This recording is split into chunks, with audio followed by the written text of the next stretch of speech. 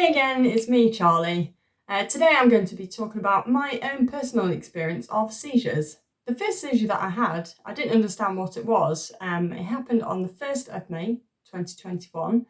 At the time I was moving from one house to another. I was literally in the back of a removals van.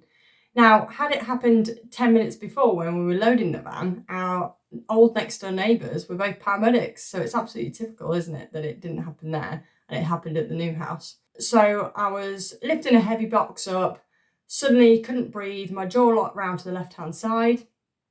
I managed to put the box down. My wife phoned for an ambulance. My wife told me after the episode that my left hand was also jerking from side to side and my left eye was blinking. Once the paramedics arrived, they asked if we wanted to go inside to make myself more comfortable. Now, again, it was the first trip that we'd done in the removals van, and we got no furniture whatsoever. So because we had no furniture, we stayed sat in the van while they just chatted to me about what had happened. The episode lasted for about 4 minutes and then I regained my breathing again, but my speech was still quite slurred. So they took me into the back of the ambulance to do a few further tests.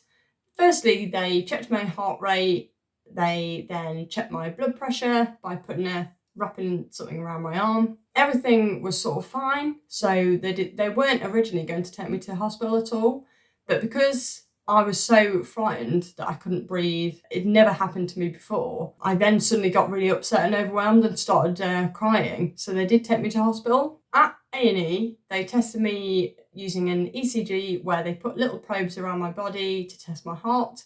That all came back fine. They also took some bloods, which again came back fine. Because it was COVID times in 2021, my wife couldn't go to the hospital with me. So I sat there getting all these tests done by myself. These all came back clear. Because at the time, I was 29 years old, so I was young, fit and healthy because I did lots of sports as well. They discharged me and said it shouldn't happen again.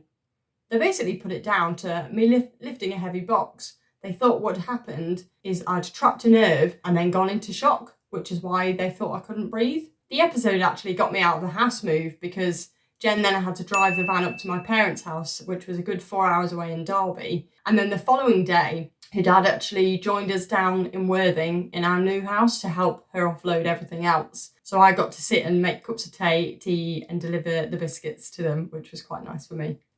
The 25th of May 2021 was the day I had my second episode or seizure. I was at work at the time as a PCSO. All I was doing was posting some letters, so I wasn't doing any sort of strenuous manual labour. And on the first letter that I posted, I sensed something weird happen, but then I thought somebody was looking at me, but I just presumed that was because I was wearing a police uniform. Now, the exact same things happened as the first seizure. I couldn't breathe, my jaw locked round to the left-hand side, my left arm was jerking from side to side and my left eye was clenching quite a lot. So I tried to call for help. I got my work phone out and dropped that on the floor in amongst the panic. And then luckily I had a red button on a radio. So I pressed the red button, but this red button opens the airwaves to everyone who's on that channel. So all of Sussex Police could hear me having a seizure. They actually thought I was getting strangled because of the gasping that I was making. This obviously caused quite the response from the rest of the police officers on duty. I actually got firearms to my location. I got sergeants who were on the radio bombing down to my location. My colleague who was in the car down the road was trying to find me, but she didn't realise I'd gone up a flight of stairs and I was on the outside of a building. I tried to shout for her, but again, I couldn't speak. So I was just shouting very quietly. So I realised I had to get down to their level. Now I did manage to stumble down the set of stairs and find all of these officers. My colleague actually told me to sit down and she said it was as if my brain was trying to process how I would sit down. My colleagues blue lighted me to hospital in Brighton. Now the hospital staff only did my heart rate and blood pressure test because I'd only had lots of other tests 3 weeks before. They discharged me thinking it was a jaw locking disorder and to get further tests by my GP done.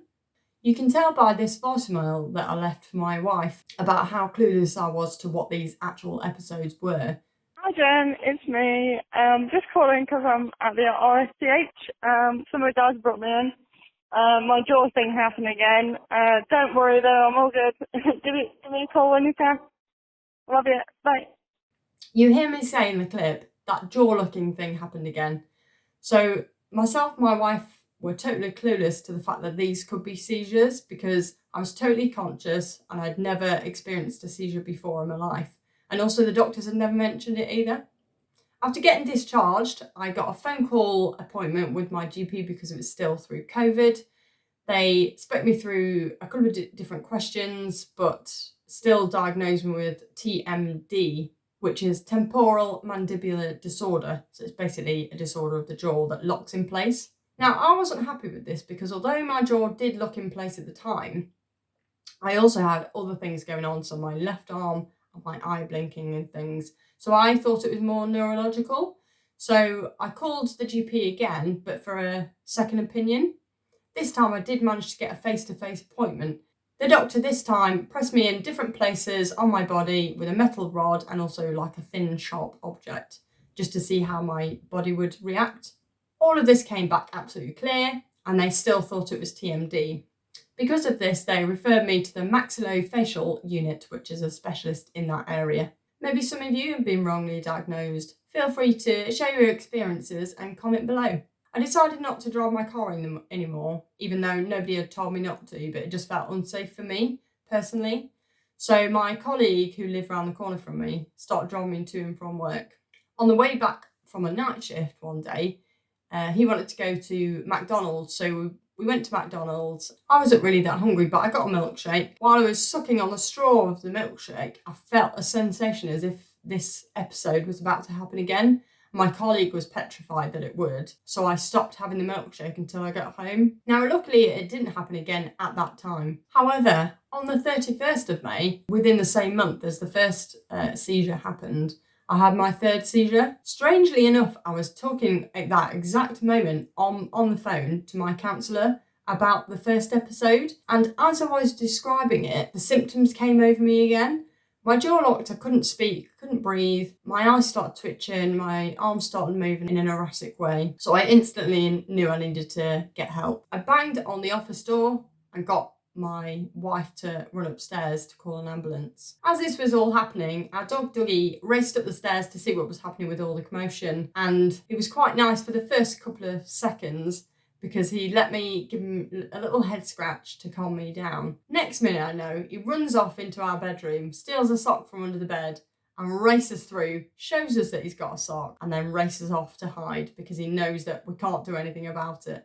So to be fair to him, it did make us laugh while we were going through a bit of an awful situation. This time, when the paramedics turned up, we explained the symptoms of all three occasions, and the paramedics were great. They actually listened to everything that we were telling them, and they, like us, were thinking it was more neurological than jaw. So when I got to A&E this time, they specifically asked for a brain scan. Although it was a scary thought to think it was neurological as opposed to anything else, it was actually a relief to finally be heard by somebody. After scans, I got my formal diagnosis, and I was informed that I'd actually been having focal seizures, which is a seizure but only in part of the body.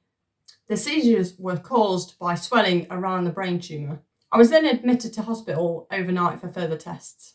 I'll be posting further videos about my experience with scans and also my experience of getting told the diagnosis. So please subscribe so that you can be the first to see when these are released. And remember, stay strong and see you next time.